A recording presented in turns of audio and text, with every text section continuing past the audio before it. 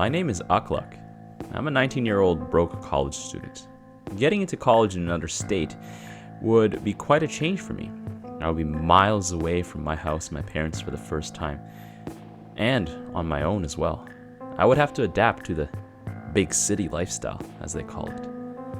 I started looking through web advertisements for an apartment in my college's area. While searching, I got a pop-up ad. I would never click a shady pop-up ad ever, but since all the other advertisements were looking absurdly expensive, I decided to give it a shot. The ad read, "Looking for an apartment? Well, you've come to the right place. For $40 a month and living with one roommate, you can get 2 bedrooms, 2 bathrooms, 1 storeroom, 1 kitchen, 1 living room with furniture included. Just call us at number redacted. Address redacted. Call us and book an appointment today." I was seriously amazed by their prices. I rang up the number given in the ad. A jolly young male voice answered the call.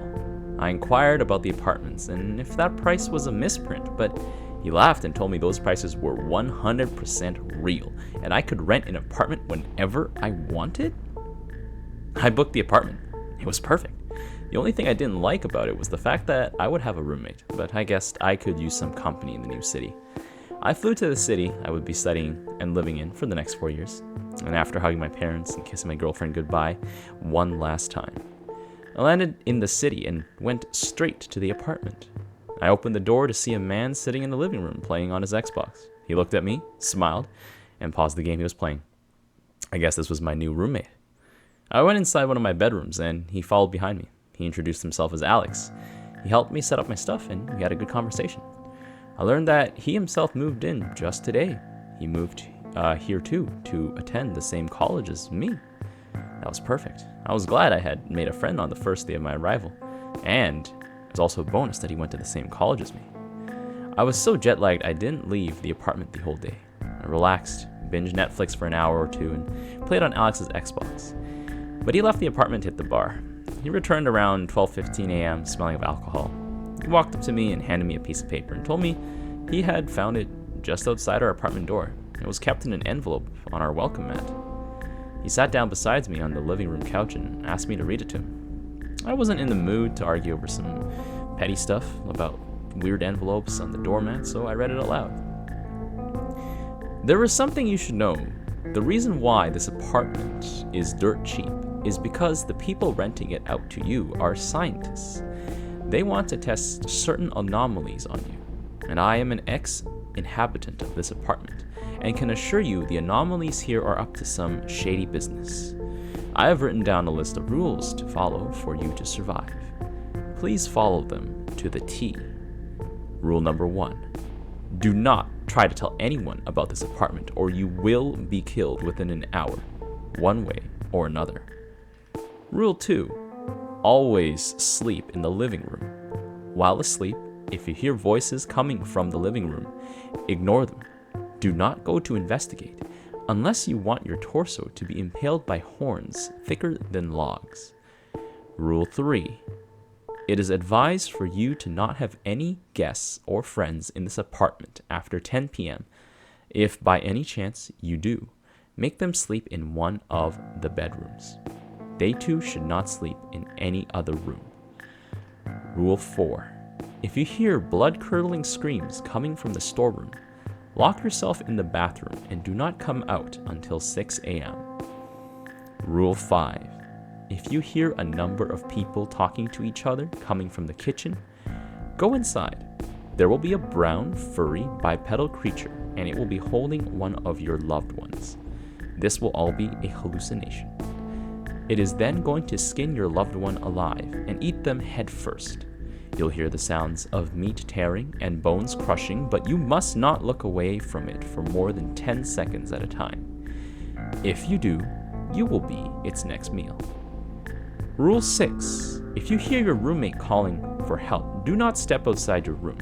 The person calling out for help will actually be your roommate, but once one of the anomalies has gotten a chance to attack them, you cannot help them in any way.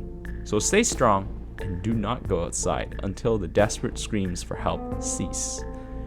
Rule 7. If you have a nightmare and wake up, do not go back to sleep again, or else you will not be able to escape from the nightmare, and it will trap you for eternity. Rule 8. Do not leave this apartment empty for more than a week at a time. If you do, you will die and end up in a place worse than hell. Rule 9. If the air fills with the smell of rotting meat, take anything sharp and chop off one of your fingers and place it in the storeroom.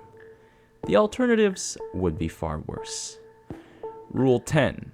If you wake up and hear a low growl, close your eyes, open the window next to your bed, and jump out.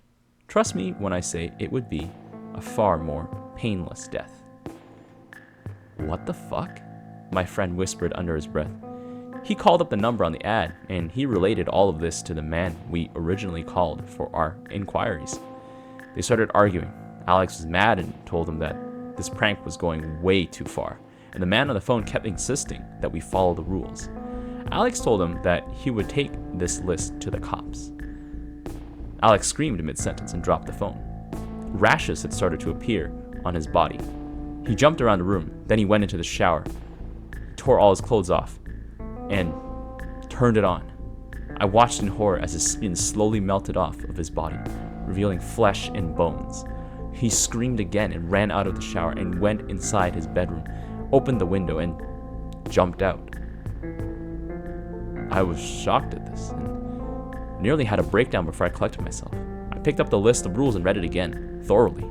I went to my bedroom and tried to sleep. Suddenly, I heard a low growl behind me, and I started panicking. I closed my eyes and opened the window to jump. I couldn't bring myself to do it. Instead, I ran out of the room and into the storeroom, half expecting it to take me down on my way, and I locked the door behind me. I started rummaging through stuff to find something like a weapon to protect myself. I found a piece of paper and curiosity got the best of me, and I stopped looking through the other stuff. I sat down and uncrumpled the piece of paper. In rushed, sloppy handwriting, it read, "I am the ex-inhabitant of this house, and I want you to know that whatever rules you find, do not completely trust those. Like Rule 4 is meant to kill you. And the creature in Rule 10 is there to protect you. So there's no point jumping out the window to your own death. I have come back to hide this note in plain sight because I figured out the only way to escape from this hell forever. Take a knife, leave the apartment immediately, and slit your palm. Drop a few bloods of blood on the welcome mat, and this place will leave you alone. These freaks are testing their anomalies on innocent people like us." With nothing left to trust anymore, and trusting this new note of the ex-inhabitant, I opened the door and made a run to the kitchen. And that's when I heard a number of people talking inside the kitchen.